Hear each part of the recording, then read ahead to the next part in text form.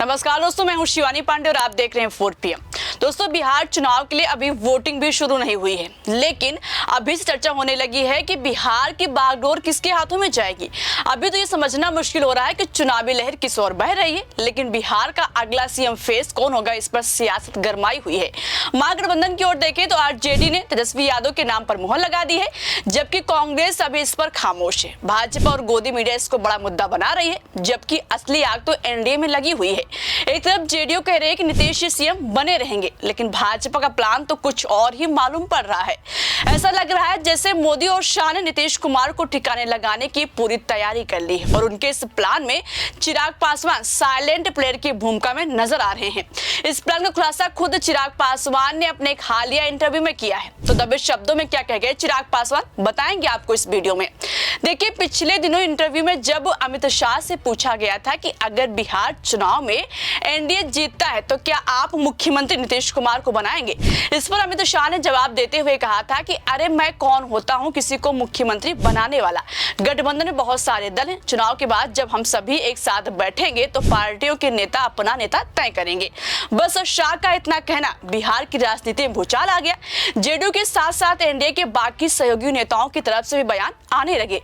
अमित शाह के इस बयान के बाद इतना रायता फैल गया कि उनको भागे भागे सीएम आवास तक पहुंचना पड़ा, नीतीश जी से मुलाकात करनी पड़ी। लेकिन इतना शायद काफी नहीं था, क्योंकि तब तक भाजपा की अहम सहयोगी हिंदुस्तान आवाम मोर्चा के नेता जीतन राम मांझी ने अमित शाह से बिल्कुल उल्टा बयान देकर राजनीति के गलियारों में फिर एक बार हलचल मचा दी। जीतन राम मांझी ने कहा कि अमित शाह एनडीए के अहम नेताओं में आते हैं और यदि उन्होंने कुछ कहा है तो उसे आधिकारिक बयान ही माना जाएगा। लेकिन व्यक्तिगत तौर पर मुझे लगता है कि चुनाव से पहले नेता यानी होने वाले मुख्यमंत्री का भी नाम तय हो जाना चाहिए था।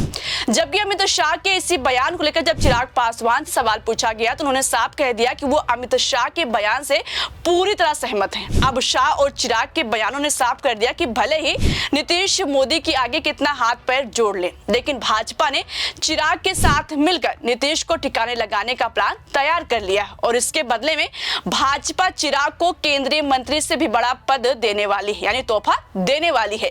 जी हाँ दोस्तों, बिहार में चर्चा तेज है कि अगर एनडीए फिर जीतेगा तो सीएम भाजपा का होगा, तो डिप्टी सीएम का पद मोदी के हनुमान कहे जाने वाले चिराग पासवान को दिया जाएगा।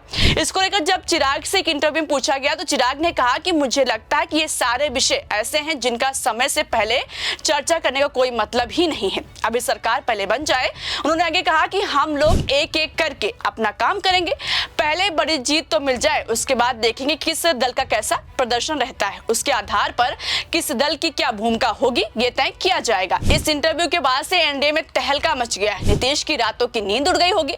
चिराग के इस बयान ने कहीं ना कहीं ये संकेत दे दिया है कि बंद कमरे में इसको लेकर अमित शाह से बातचीत पहले से तय हो चुकी कि अगर हम जीतते हैं तो डिप्टी सीएम हमारी पार्टी का होगा। दोस्तों, जब चिराग पासवान की लोक जनशक्ति पार्टी को 29 सीटें मिली थी तो सबके मन में एक ही सवाल था कि आखिर ये कैसे हुआ, आखिर चिराग पर भाजपा इतनी क्यों मेहरबान हो रही है, चिराग में भाजपा को क्या दिखाई दे रहा है। चिराग को इतनी सीटें मिलती देख बिहार से लेकर देश के तमाम राजनीतिक एक्सपर्ट चौंक गए थे, क्योंकि चिराग की वजह से ही जेडीयू को पिछले चुनाव में चोट पड़ी थी। अब खुद चिराग पासवान ने पूरी डील के बारे में बताया है। एक न्यूज चैनल से बातचीत में चिराग पासवान ने खुलकर बताया कि कैसे बातचीत चली और क्यों वो बार बार गृह मंत्री अमित शाह से मिलने जा रहे थे। देखिए, जब उनसे पूछा गया कि गृह मंत्री अमित शाह से आखिरकार आपकी 15 मिनट तक क्या बातचीत हुई, तो चिराग ने कहा कि देखिए, स्वाभाविक है कि जब अलग अलग दल बैठते हैं तो तमाम ऐसे विषय होते हैं जिन पर निरंतर चर्चा करना जरूरी होता है। वहीं इस मुलाकात में हुआ कई ऐसे बिंदु थे। सीट वितरण के बाद क्या रणनीति है, प्रधानमंत्री के दौरे के बाद किस तरीके से प्रचार किया जाए, किस सीट पर ध्यान देना है, इन सारी बातों पर चर्चा हुई। एनडीए में समय रहते ये सारी चीजें तय हो गई हैं। दोस्तों, कहा जा रहा है कि इसी मीटिंग के दौरान ही चिराग और अमित शाह के बीच डिप्टी सीएम वाली डील भी तय की गई थी। बिहार की राजनीति हमेशा से अप्रत्याशित मोड़ों और दिलचस्प समीकरणों के लिए जानी जाती रही है।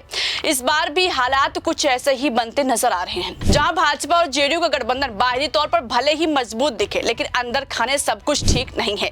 एनडीए में अभी भी सीएम फेस को लेकर टेंशन है। कुछ साथी कम सीटें मिलने से नाराज हैं, तो कुछ इस चिंता में दबे हैं कि अगला मुख्यमंत्री कौन होगा। ऐसे में चिराग के इस बयान ने नीतीश के लिए चिंता की घंटी बजा दी है। जेडीयू को शायद अब भाजपा के साथ बराबर सीटों के पीछे का गणित समझने आने लगा है। अब नीतीश जी समझ गए हैं कि भाजपा और जेडीयू दोनों को 101 सीटें मिलना बराबरी नहीं है, बल्कि जेडीयू के साथ खेला किया गया, क्योंकि भाजपा ने चिराग को जो 29 सीटें दी वो भी भाजपा की तरफ ही जाएगी और बदले में चिराग को डिप्टी सीएम का पद ऑफर होगा। लेकिन दोस्तों इसमें भी एक छोटा सा ट्विस्ट है जो बताता है कि अमित शाह कितने बड़े चाणक्य हैं। उन्होंने चिराग को जो ताकत दी है उसकी लगाम भी अपने हाथों में रखी है। शाह ने भले ही चिराग को 29 सीटें दी हो, लेकिन एक खास बात यह है कि उन 29 में से 9 सीटों पर शाह ने भाजपा के नेताओं को उतार दिया है। यानी कि 9 भाजपा नेता ऐसे होंगे जो अंदर से भाजपाई होंगे मगर चुनाव लड़ेंगे लोजपा के सिंबल पर। इस तरह से चिराग भी शाह के नियंत्रण में रहेंगे। लेकिन आप देखिए कि जब से चिराग को 29 सीटें मिली उनको अपनों की ही नजर लग गई है।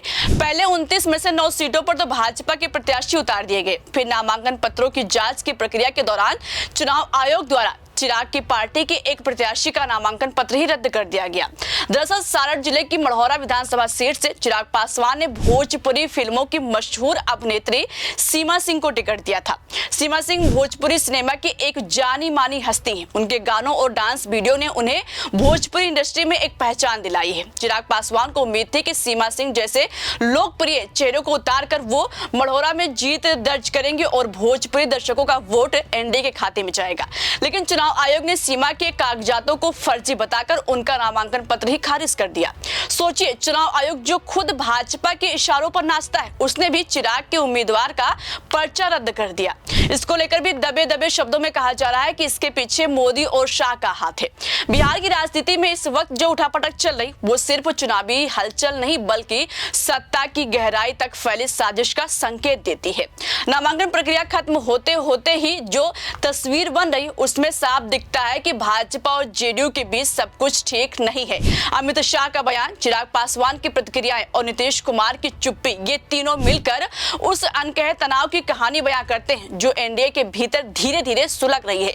भाजपा ने चिराग को 29 सीटें देकर न सिर्फ जेडीयू को कमजोर किया है बल्कि अपने लिए एक वैकल्पिक चेहरा भी तैयार कर लिया है। चिराग पासवान का डिप्टी सीएम वाला बयान और अमित शाह की मौन स्वीकृति बताती है कि नीतीश कुमार का राजनीतिक भविष्य अब भाजपा के भरोसे पर टिका है। एक तरफ भाजपा खुद को बड़े भाई की भूमिका में देख रही है तो दूसरी तरफ नीतीश कुमार को एहसास हो रहा है कि अब उनके पांव के नीचे की जमीन खिसक चुकी है। बिहार के मतदाताओं के लिए आने वाला चुनाव केवल पार्टियों की जंग नहीं बल्कि ये तय करेगा कि नीतीश कुमार का युग समाप्त हो रहा है या चिराग और शाह मिलकर एक नए सत्ता समीकरण की नींव रख रहे हैं। फिलहाल दोस्तों इस पूरे मामले को लेकर आप क्या सोचते हैं? आपकी जो भी राय हो अपनी राय कमेंट बॉक्स में हमें जरूर बताइएगा। वीडियो पसंद आए तो लाइक और शेयर करना मत भूलिएगा और अगर आप हमारे चैनल को अभी तक सब्सक्राइब नहीं किया है तो जरूर कर लीजिएगा। देखते रहिए 4PM। नमस्कार।